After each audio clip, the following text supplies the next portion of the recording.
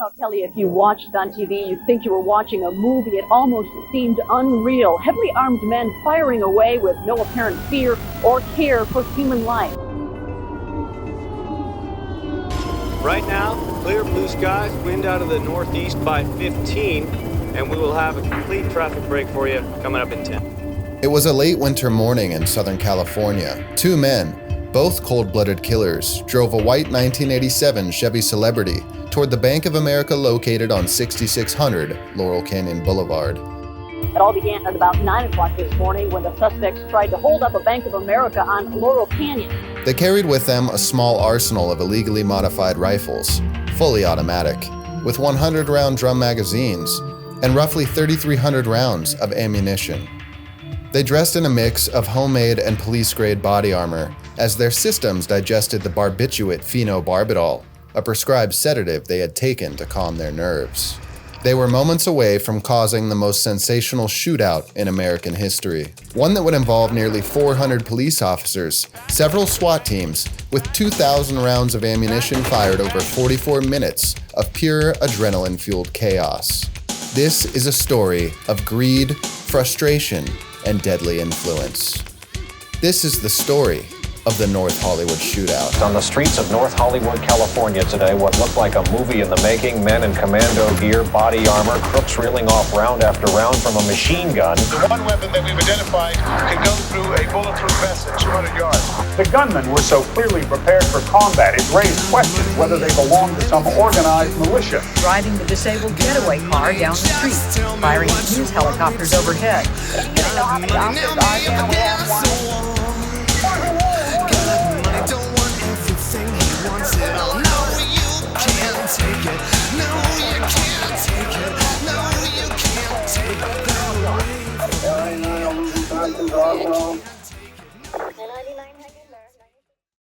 Before we dive into the depths of that fateful day in North Hollywood, I would like to first take you back through time to examine the people and events that will lead us there.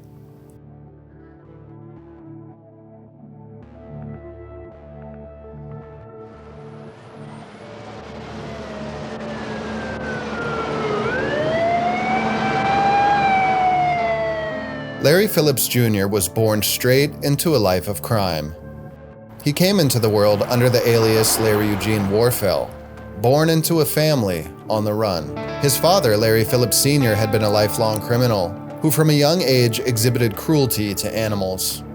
His disturbed nature would progress into high school, where his criminal record began with grave robbing and eventually escalated to armed robbery. And like most petty crooks, he wound up in jail. From jail, Phillips found himself in a mental hospital in Colorado, where he met a woman named Dorothy Clay. The two developed a relationship during this time. Then one night in 1969, Phillips escaped. Wanted by the FBI, he took on a new name, Daniel Warfel. It's unknown how Phillips and Dorothy would reunite, but they did, and together they had a son. This leads us back to Larry Jr., or Warfel Jr. for the time being. Sometime after Larry's birth, his parents separated, and he and his mother were living in a mobile home in Denver. The day after his 6th birthday, Larry's father came to visit, but the property was being monitored, and Phillips Sr.'s days on the run finally came to an end. Dorothy had another son prior to Larry, named Dennis Franks. Larry and his half-brother were often left with their grandfather and uncles, where they were horribly abused. They were made to stand upright while knives or pool balls were thrown near their head.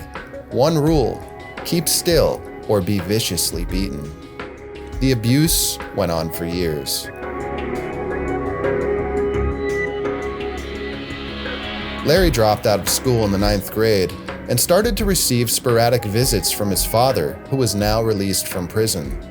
During those visits, Phillips Sr. bragged and boasted of his crimes, teaching Larry to hate the police, a hatred that would fester through the years. Larry looked up to his father, yet their relationship was spotty and strained, leaving Jr. to look for role models where he could. And in 1984, he found one in the Terminator. The Terminator. I'll be back. Larry saw Arnold and wanted to become him, developing an obsession with bodybuilding. In 1987, he learned of his real name, Larry Phillips Jr., and by this time had relocated from Denver to Los Angeles with his mother and girlfriend, Sharon Santos. Larry began a dedicated training regimen at the mecca of bodybuilding, Gold's Gym in Venice Beach. However, over time, he began to realize he wasn't gifted with the genetics of Arnold, and bodybuilding would not be a way for him to make money.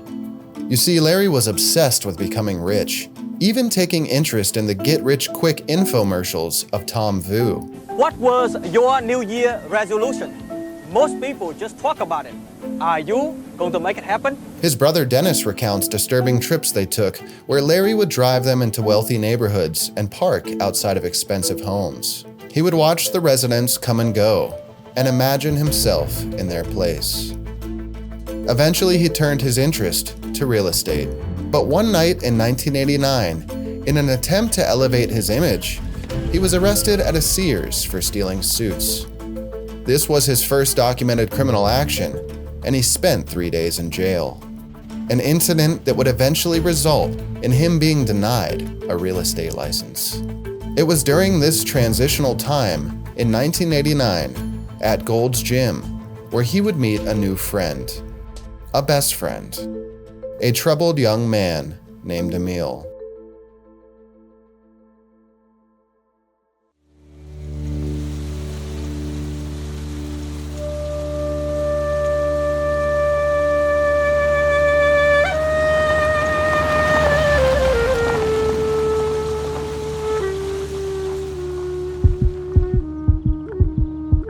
Emil Mataserano entered the world with a heart condition, resulting in him becoming somewhat of a homebody who gained quite a bit of weight at a young age.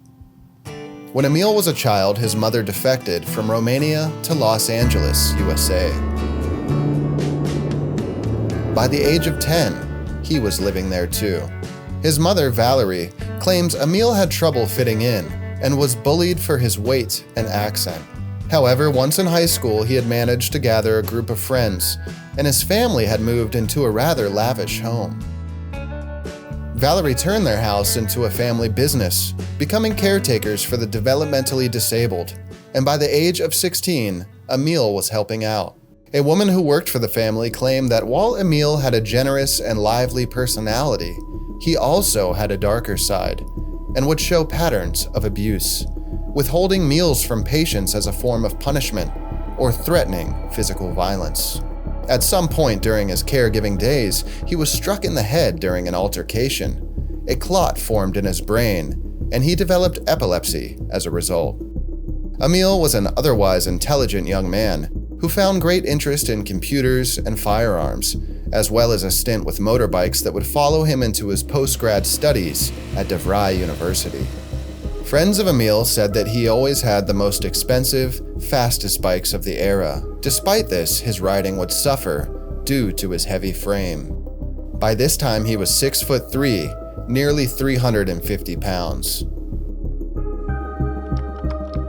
In '87, Emil graduated with an electronics degree and opened his own computer repair business, much to the dismay of his parents, who urged him to stay in school. If he can do for me in class what I need to see him do, then on the real world, he's going to have no problem at all.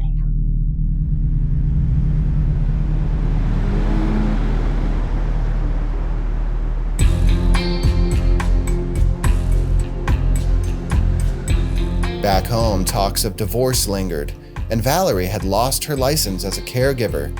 Neighbors cited major tensions in the household and would often see Emil on the front porch, alone, cleaning and assembling his firearms. Emil's attitude was becoming increasingly aggressive. Perhaps it was his parents' divorce, or their continuous pressure on him, or maybe a bit of brain damage. In one incident, a neighbor's dog wandered onto his lawn, resulting in a confrontation that would see Emil waving a chainsaw in the man's face. Somewhere during this time, Emil joined Gold's Gym and lost significant weight, slimming down from 350 to 220 pounds. It was there at Gold's Gym, in 1989 that he would meet a very motivated young man named Larry Phillips Jr.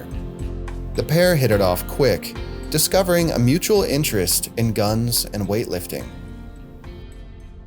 A friendship formed, one that would ultimately lead both of them to their death.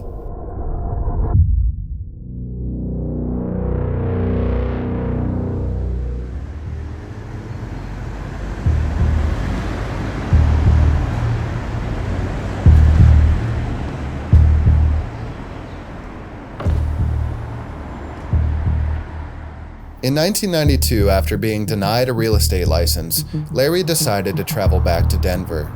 He was dead set on becoming rich, and if he couldn't do it the legitimate way, then he would simply follow in his father's footsteps. However, unlike his father, who was a small-time blue-collar crook, Larry seemed to fancy himself a more cunning, suave individual.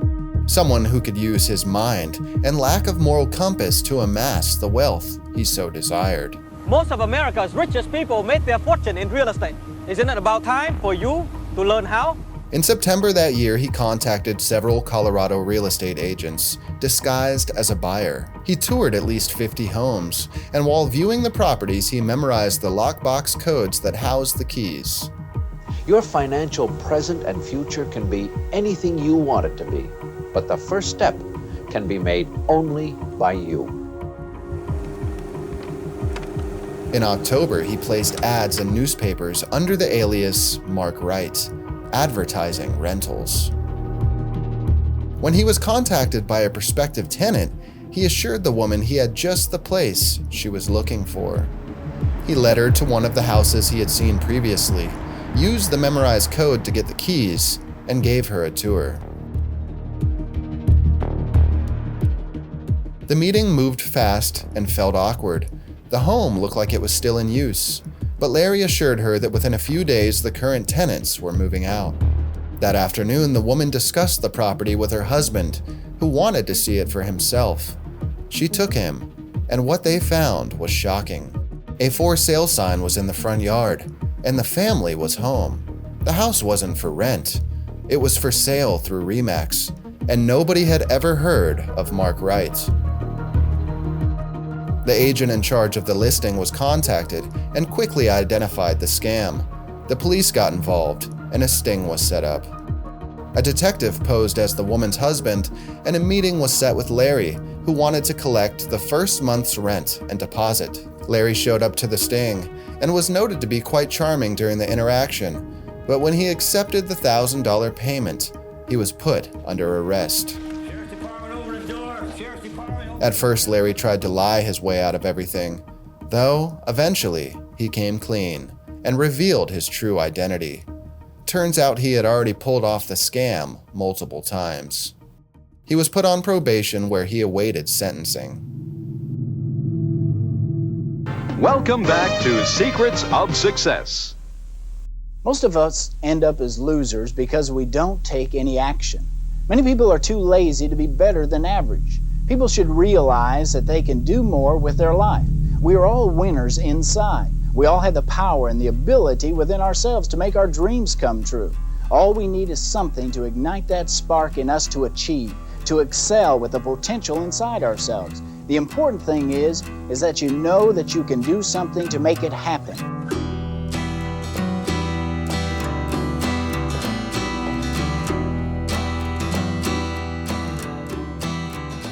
Facing jail time had put strain on his relationship with Susan. By this time, the couple were raising 2 children, and not only was Larry a criminal, but he was also having an affair. One night during an argument, Larry told his infant son to look after his mommy. He packed a bag and left. It would be the last time Susan ever saw him. March 26, 1993, Larry was set for sentencing, but never showed. Just like his father before him, he too was on the run. Larry had attempted a particularly bold and, in my opinion, naive white-collar crime and failed. I imagine he felt embarrassed by this, ashamed at his own failure of intellect. He must have realized at this point that it was time to go back to his roots. As a child, he revered the muscle-bound, gun-toting heroes of action films.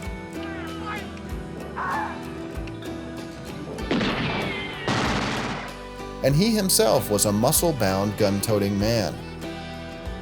Why bother scamming when you're built for brute force? And now, without a family, Larry had less to lose and much more to gain. He returned to Los Angeles, where he and Emil would begin a brand new life.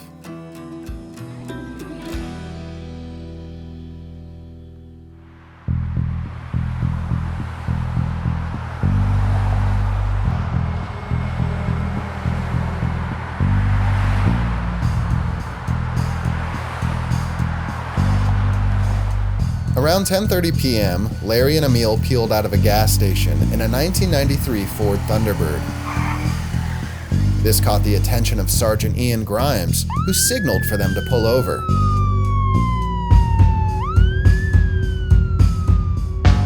From the start, they seemed nervous.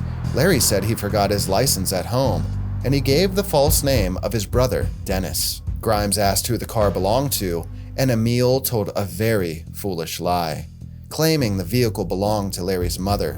Sergeant Grimes had already run the plates. The Thunderbird was a rental.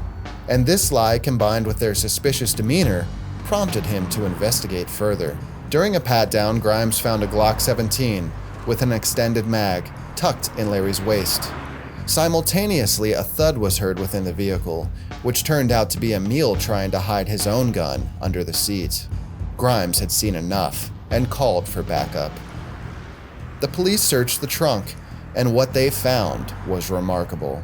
A full-on arsenal. It started out as a speed arrest, but officers became suspicious. They searched Phillips and found a 9mm loaded pistol in his waistband. Then a search of the 93 Thunderbird turned up a huge cache of weapons, including 2 AK-47s, nearly 2,000 rounds of ammunition, disguises, handguns, police scanners, everything for a professional robber. Our feeling at that time is they were either had just committed a robbery or were about to go en route to commit a robbery somewhere. Putting our sources out, we could not find any victims anywhere. The arrests were clearly made before a crime had been committed at the time. Just what the hell had Larry and Emil been up to? It's now widely suspected that the pair had already robbed an armored car in Littleton, Colorado earlier that year. And perhaps they were on their way to commit a similar crime. $1,600 was enough for gas, food, and lodging, and they had with them all the means to commit robbery, conceal their identities, change the plates on the rental, and return to Los Angeles. However, the police couldn't pin the weapons to anything substantial, so the pair were only charged with conspiracy to commit robbery. They both served 100 days in jail and became overnight felons. I think it must have been this time served in LA County where they had decided they would never go back.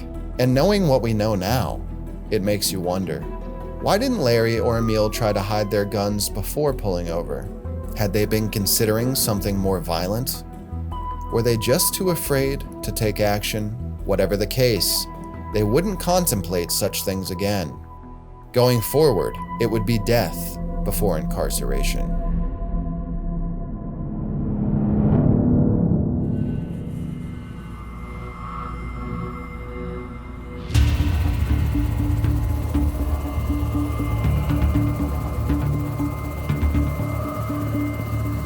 At the intersection of Roscoe Boulevard and Winnetka Avenue, in a small alley beside the Bank of America, a Brinks armored truck rolled to a stop.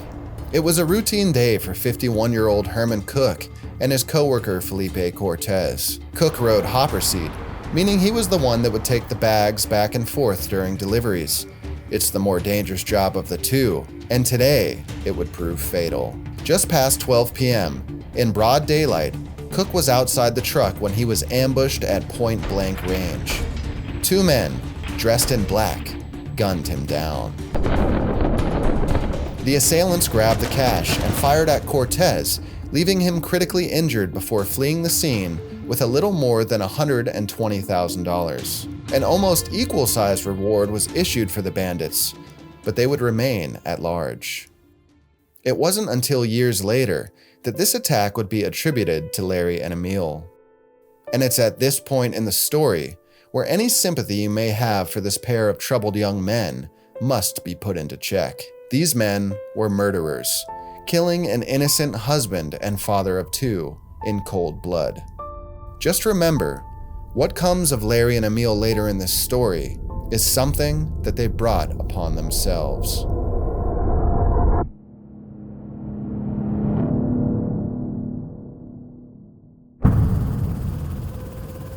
It was just past 9:30 a.m. when another Brinks armored car was between deliveries, when a van appeared in the intersection ahead. Suddenly, a hail of bullets rained from its passenger window. Once again, the pair shown zero regard for human life as they unloaded directly into the windshield of the truck, missing the guards inside by only inches. The Brinks driver was injured from glass fragments, yet was able to maneuver away, leading to a short-lived chase before the would-be robbers cut their losses and ditched the van in an alleyway, setting fire to the vehicle before fleeing the scene.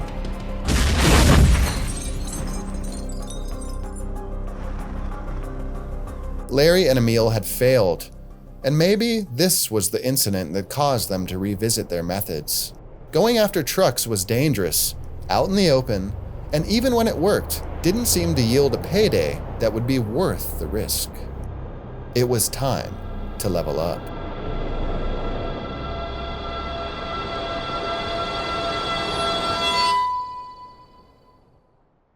Just before 10 a.m., the doors on the Bank of America branch at Woodman Avenue swung open. Two imposing figures carrying AK-47 styled rifles entered the bank. They wore black masks with sunglasses over their eyes, long jackets, and gloves. They issued orders for everyone to get down, threatening to kill anyone who didn't comply. Everybody get down to the ground! Close your eyes and don't look! Emil opened fire. His steel core rounds ripped through the polycarbonate teller door.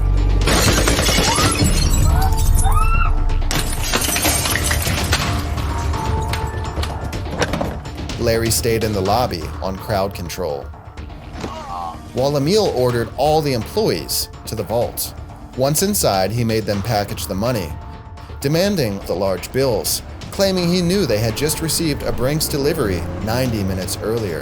Back in the lobby, Larry had moved behind the teller desk and started to pull money from the drawers, showing his inexperience, as this is often the money strapped with die packs. Once they had bagged the cash, Larry and Emil made their exit, with Larry leading the way, his weapon in a readied position as Emil dragged the money behind him. In just 6 minutes, they had gotten away with $755,000. It seemed they had found their niche. Larry and Emil were professional bank robbers, and the pay was good. I think they found something that they were good at, and this might have been the only thing they were real good at. They were takeover bandits. They would not pass a note. They wouldn't bother with the tellers. They would walk in, shoot a number of rounds into the ceiling, force everybody to the ground.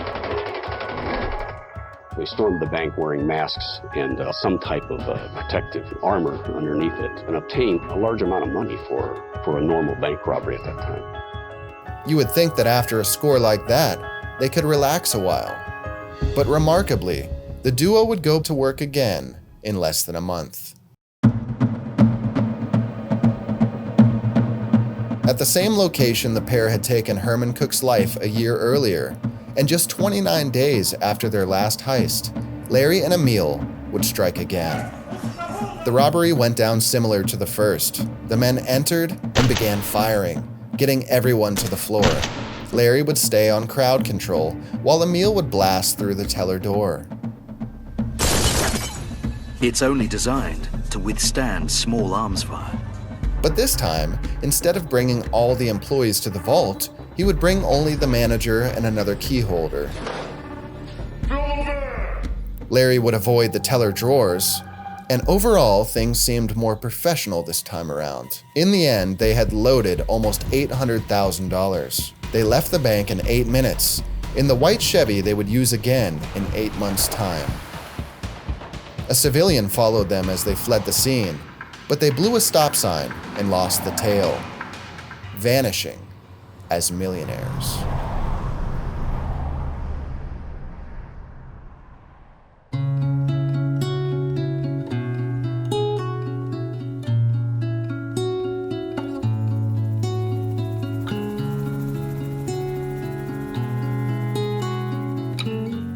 Larry and Emil had scored nearly $1.5 million in under a month, and who knows how much else through the years.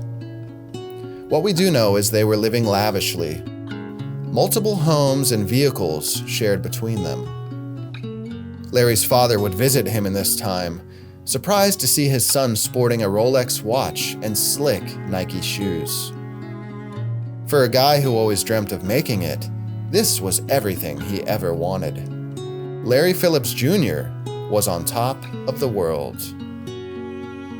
Emil, on the other hand, was slipping into the pits of hell.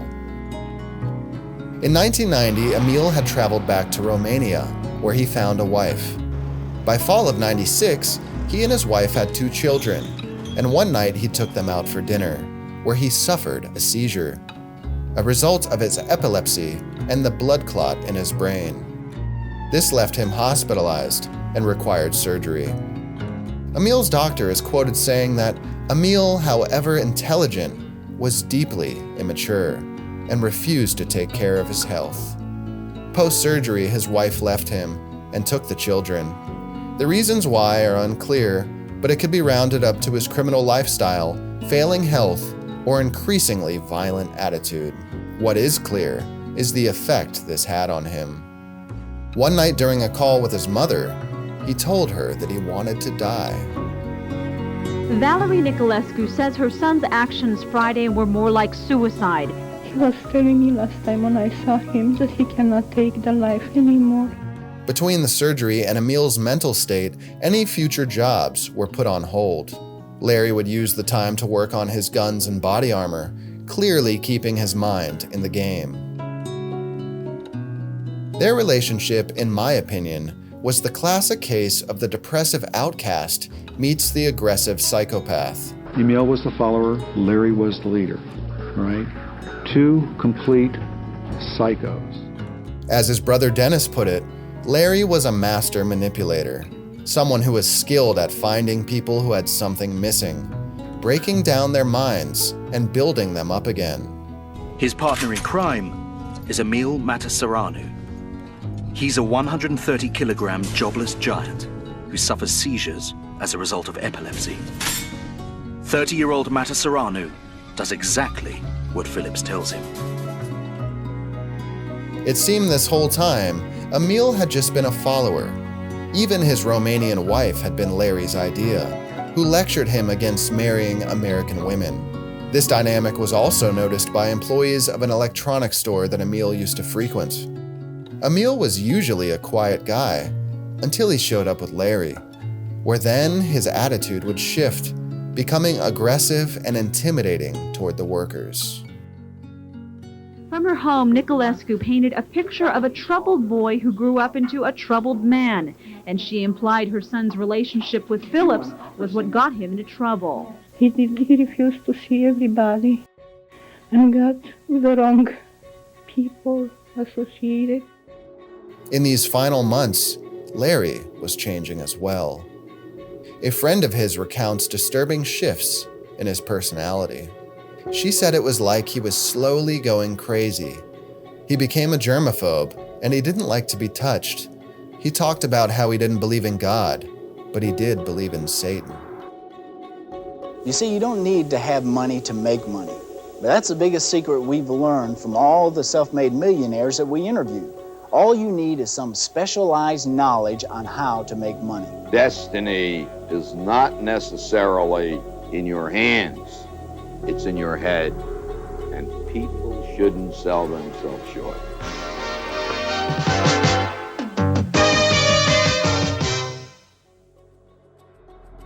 Both of these men, it seems, had a darkness looming over them, each for their own reasons.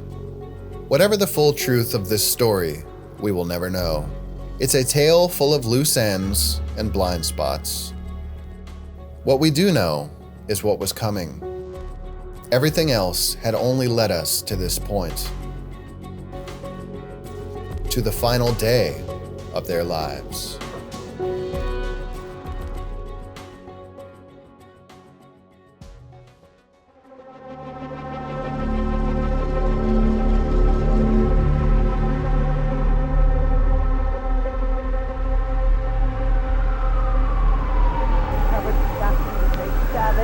She's out in North Hollywood at the bank where it all began shortly after 9 o'clock this morning. Tracy.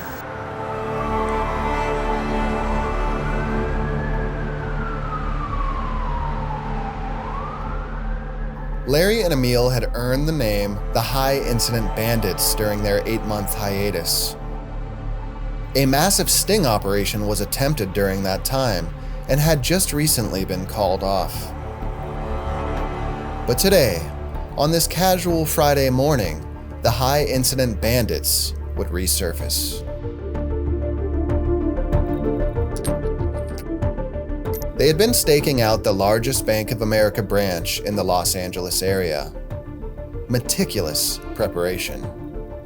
They had upgraded their weapons and body armor and sewn watch faces into their gloves. They will escalate criminal firepower to new heights, even by their own lethal standards. Phillips ensures he'll get the most out of his AK-47s by acquiring illegal 100-round drums. Banned in California, the high-capacity magazines minimize the need for reloading.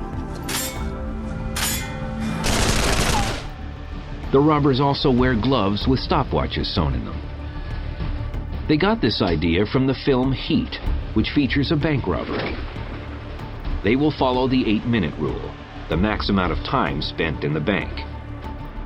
They've determined this is typically how long it takes cops to respond to a robbery. At 9:16 a.m., they parked in the north lot. Larry was covered in body armor from his chest all the way down his legs. Emil used a bulletproof vest and a ballistics plate to cover his vital organs. They took sedatives to calm their nerves.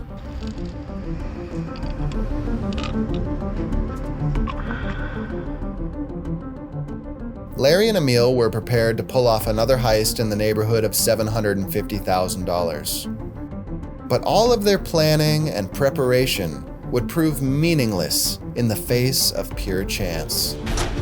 As they strode so confidently toward the doors, it just so happened a police cruiser was passing by. Officers Lauren Farrell and Martin Perello watched as Larry and Emil entered the bank.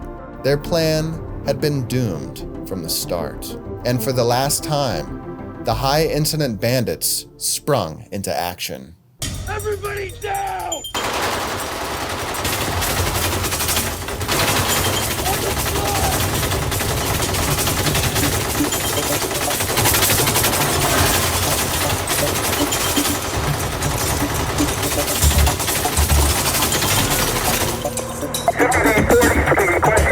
We have a possible 211 in progress.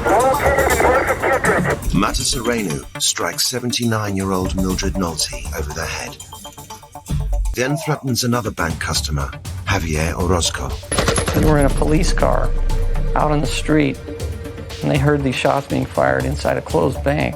That's how loud they were. Per usual, Larry handles crowd control, and Emil fired his rifle through the security door, entering the teller booth, demanding the bank manager open the vault.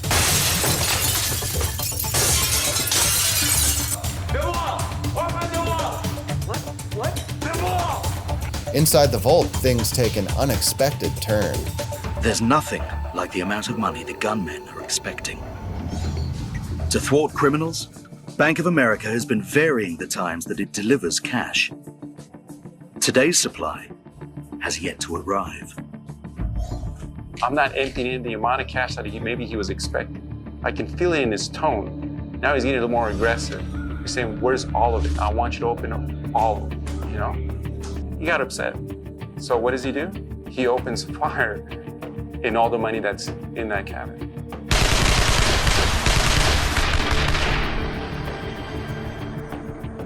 And I could see he's not believing me because he's all of a sudden he got very quiet. But now he's putting his nozzle on me. And I was thinking, well, you know, this is it. This is really it for me now. Wow, can't be. It's too soon, you know? I didn't even say goodbye to my daughter. I didn't. $350,000 was bagged up, about half of what they came for. Back in the lobby, Larry stalked around the 30 or so customers who laid face down in terror. Felt like I was in Bosnia or something, just fully automatic weapons just going, screaming, you know, get down, we want all the money. If you push the silent alarm, we're gonna kill everybody in the bank. But something was off. Outside, there was no traffic. Unknown to them, the police response was already in full effect. The road had been cut off as police officers flooded the area, taking up strategic positions on all four corners of the bank. Going back on academy training, you were looking for good cover, good concealment for when at some point they were going to exit the bank, stereotypically with, you know, a gun in one hand, bag of money in the other, you know, cops and robbers. They would see us and give up or run back in, take hostages. You call SWAT and hopefully 12 hours later, the incident's over, you know, safely and peacefully. My units were setting up around the bank and they were cordoning off the area. Larry walked outside for a moment to check the scene. By this time, only one police cruiser would have been visible from his position. Larry returned, seemingly unfazed. So we had the street completely shut off, and we have a secure perimeter. People won't get in, and also the suspects won't be able to get out. Eugene Phillips exited the bank and walked down the steps and onto the sidewalk. Dressed in all black, and all you could see was, you know, the eyes cut out around his face. If Phillips is surprised by the growing police presence, he doesn't show it and calmly walks back inside the bank. He knew now they were working against the clock. Larry ordered the security guard to bring everyone to the vault, where Emil was finishing up. Outside, the police remained confident. The robbers were pinned down, and they could now await SWAT, who specialize in breach-style situations. SWAT was also better armed, as the police officers in this time were restricted in terms of firepower, only equipped with handguns and shotguns. For the last 6 months, police have lobbied hard for more powerful weaponry to take on the criminals. But these are politically sensitive times. Since the beating of Rodney King sparked the 1992 LA riots, the LAPD has had to tread carefully. The officers' requests for bigger guns haven't been granted. But unknown to the LAPD, who expected Larry and Emil to hunker down and accept defeat, those automatic weapons they carried were not just for show. They were a practical measure, ensuring a situation like this could be dealt with. Larry and Emil had studied law enforcement tactics, and they knew they had time before SWAT would arrive. And they also knew they had the police outgunned. In just 8 minutes after the robbery started, Larry once again emerged from the bank. It looked like it was pretty much under control until the suspects came out of the bank, and the lead suspect pointed in the direction of my black and white and braced himself. And I knew then he was going to start shooting. Without any hesitation, he raised his rifle and depressed the trigger. A spray of bullets flooded the area. Anything alive was a target. The high-powered rounds ripped through the vehicles the officers used for cover. Police are convinced that the patrol car will provide cover. But the slug slices straight through the metal. The suspect possibly have armor-piercing ammunition. Phillips' obsession with weaponry has given him the upper hand. He combed the world for ammunition to defeat the police ambush. He discovered steel-plated bullets made in the former Soviet bloc, which can penetrate car metal. He imported them by the thousand. Several police and civilians were wounded in the hail of bullets that rained out into the city block for nearly 3 minutes straight. At first, it was too surreal to really get what was happening. I knew I had been shot, but it felt like somebody had taken a baseball bat and hit my foot.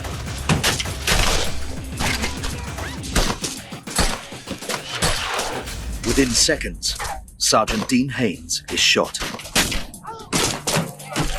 He radios for help. This is his actual call.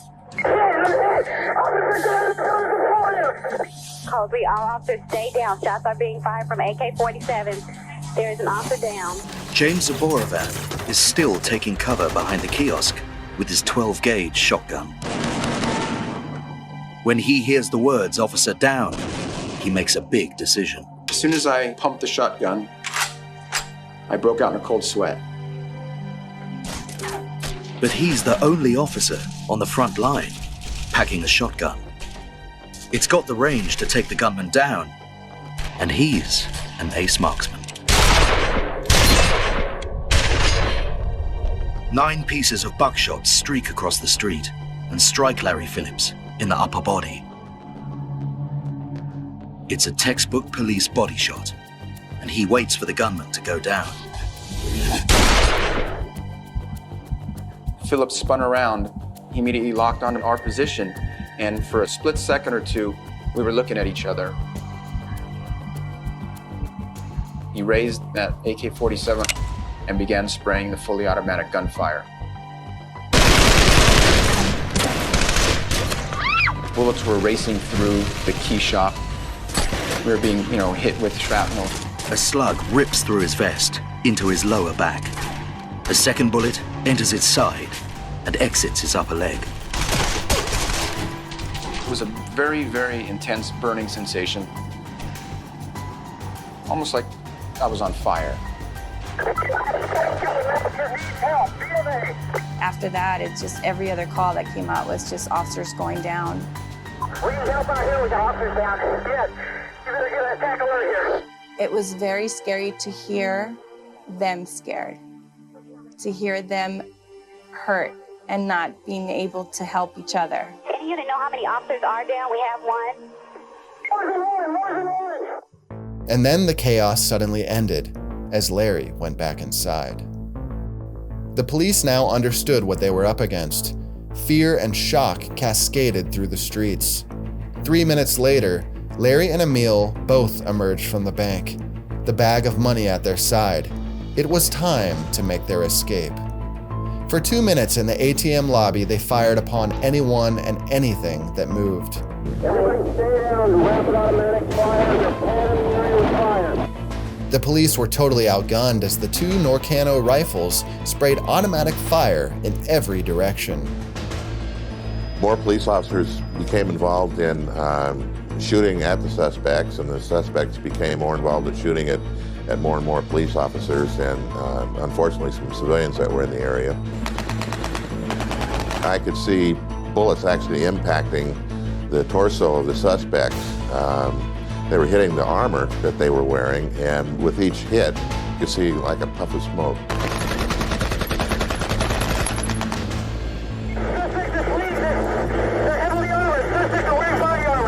They had some self-discipline about themselves. They were on some narcotics, but to be in the middle of a gunfight like that and not to be running about was very unusual. Phillips and Matasareanu head towards the getaway car, its engine still running in the bank's north parking lot. An officer on scene is quoted remembering the sound of the weapons.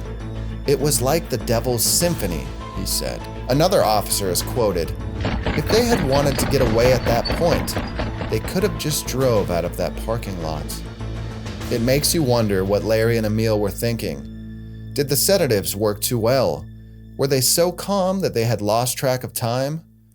Or were they simply enjoying the moment, lost in the reality of their fantasies?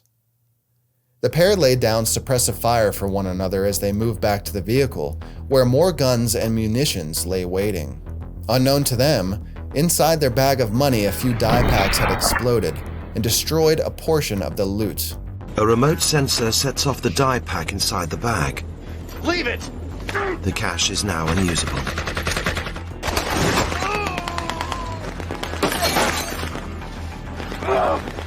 Matasareanu is peppered with gunshot to his unprotected right leg. Once by the vehicle, Emil had taken several rounds, and one to the face, grazing his eyebrow clean off his head. He touches his face and sees blood. And at this moment, something changes in him. Either struck with the cold reality of their situation, or the fear that his life was going to end, Emil stopped fighting and retreated to their vehicle. Larry, however, was in a different state of mind. Did he finally feel like his action movie heroes? Did he look up at the surrounding choppers that flooded the scene and realize there was no escape? Whatever was going through his crazed mind, he would stay outside of the getaway car and continue to spray down the area for a further 22 minutes.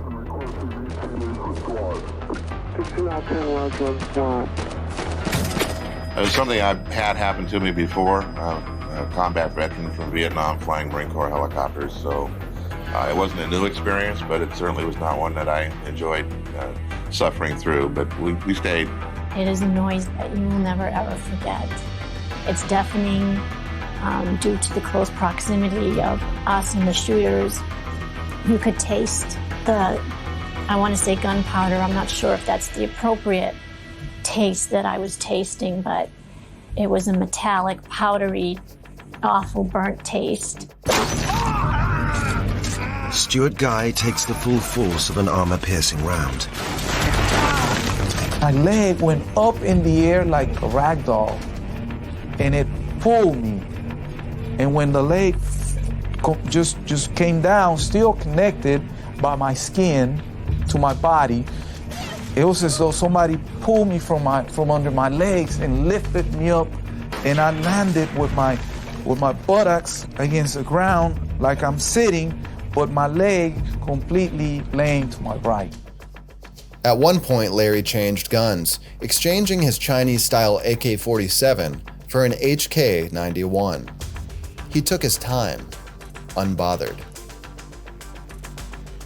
Even Emil tries to convince Larry to get in the vehicle, but he's not interested. Phillips has other ideas. Almost immediately, he takes a gunshot to his left wrist. But he seems merely to intensify the attack. I mean, we had to stop these guys. That's all I was thinking about is, you just got to get in there. John Caparelli is among a small group of officers who get within 10 meters of the gunman.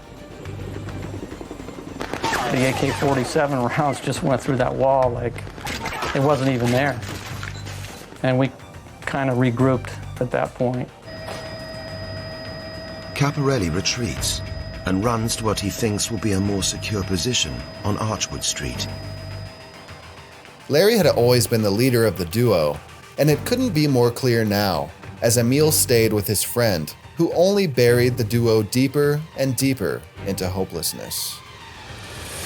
Larry had been struck multiple times already, and one of the bullets had hit the front of his weapon, making it impossible to change magazines.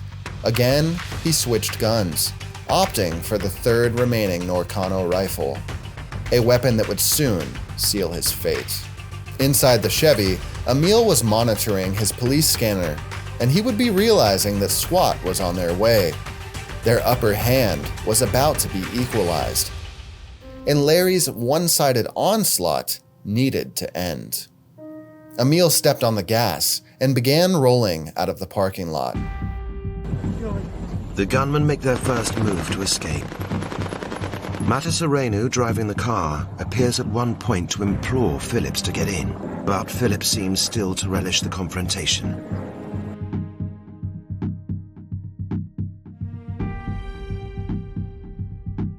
The Chevy hunkered along with shredded tires, with Larry confidently strafing at its side.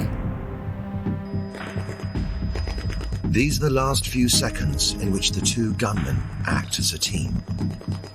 Air unit, does anybody have a clear shot of those guys? 40 guys getting shot right back at. Inexplicably, Phillips now splits with his partner. Whether he's planning to escape or to inflict more collateral damage isn't clear, but it presents officers with fresh terror. Suddenly, Larry breaks away, running toward a nearby trailer parked along the road. Emil drives toward the front, expecting to see Larry on the other side, but instead is met with gunfire. An officer shoots through the Chevy's windshield. Emil panics and hits the gas, flying past the intersection. Larry returns to the back of the trailer. His rifle is jammed. As they moved out of the parking lot, Phillips had at least 2 different jams in his weapon, and he stopped to clear those jams. I don't think Montesreno understood what was happening in that regard, that his partner was not staying abreast of him. Larry and Emil were now separated by some distance. Their reign of terror was nearing its end. Officer John Caparelli gained sights on Larry and fired, striking and severing his right clavicle artery, causing a stream of blood to begin to pour from his body. That fire hydrant was in the way. It was like I'm going right over it. And somewhere in there, his gun jammed. You know, it's a miracle. It gave me those seconds somewhere in there to be able to get across the street and get some cover. In the best case scenario, Larry would have less than an hour to live. He continued to try to fix his weapon, which would have been as easy as clearing the jammed round, but in the fog of war, he tried to re-rack the gun several times, essentially destroying it. I wonder what was going through his mind in this moment. Separated from his friend, bleeding out, and surely feeling the pain. Larry was surrounded, yet alone. He crawled under the truck, but where did he expect to go? Was he beginning to realize he wasn't living in a movie? He crawled back from under the truck with a pistol in his right hand and a mag in his left. He raised the pistol and fired at the police ahead. They returned fire and struck Larry in his hand. He dropped his weapon. It was over. When he fired those last 2 rounds at me, somebody there hit his hand. That was it for him. He basically said, "This is it. I'm done." His run as a successful criminal had come to an end. It was time to take back control in the only way he had left. Just like he had promised himself years earlier, prison was not an option. Larry bent down and picked up the handgun, placing it under his chin. His final thoughts will be forever unknown. Without much hesitation, he pulled the trigger.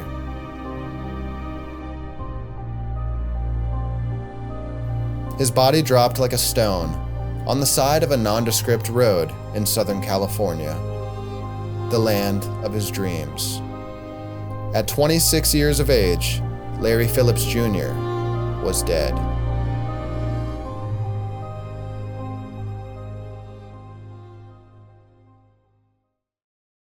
Up the street, Emil idled along.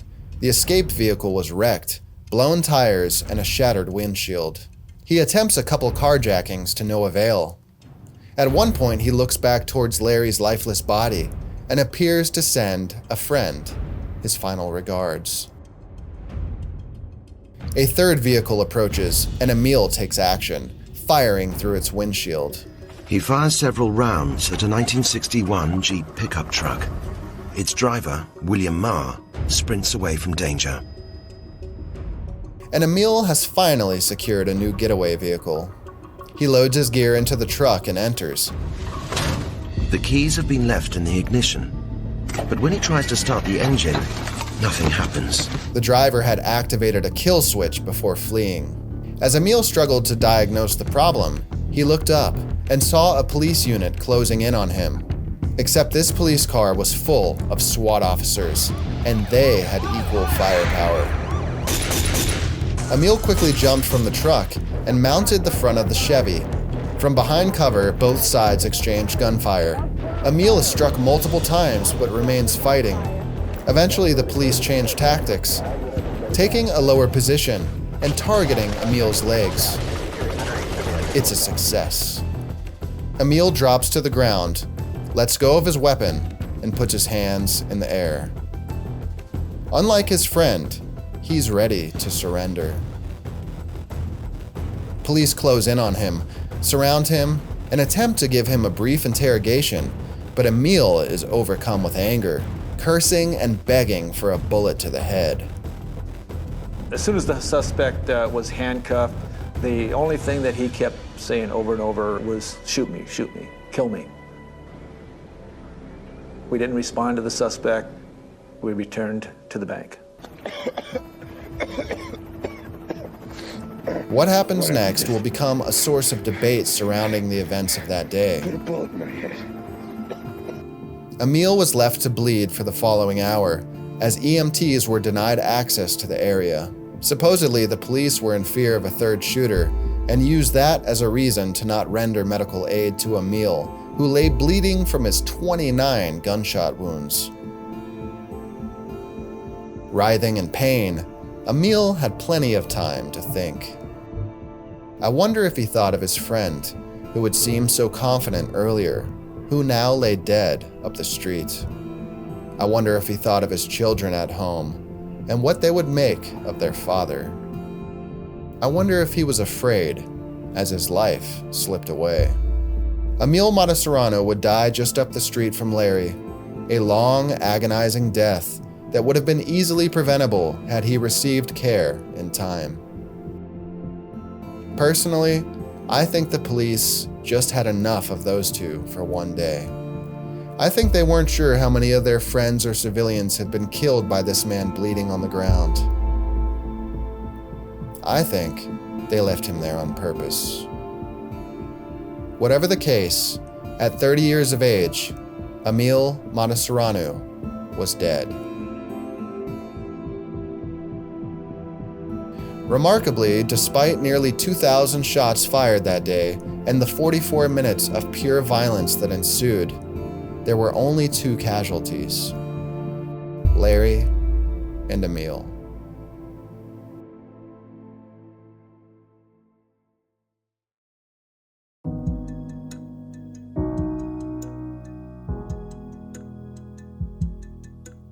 In the days and weeks following the North Hollywood shootout, police would uncover multiple aliases, weapons, vehicles, and properties. Bank robberies in Van Nuys and Winnetka, they were very similar to what happened last Friday. Even before the shootout last week, the FBI was trying to trace the money from those holdups. While raiding Emil's IT business, they discovered it was an empty building. It seemed that the business was only a front to launder their cash. Upstairs, they found an old, mentally challenged woman locked in a room. She had been there for quite some time, while someone had collected her benefits. Emil's mother was arrested in connection to this and spent 10 years behind bars. Many things about this case will forever remain a mystery. What is known is the end.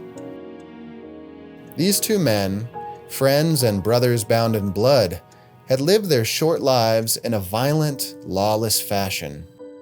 Despite their troubles, these 2 men were reasonably intelligent and certainly ambitious. It's a shame they took the path they did. Their greed wound up costing them everything. Changes in law enforcement would be seen following this incident, in the trend of better arming police officers to ensure they were never outmatched like this again.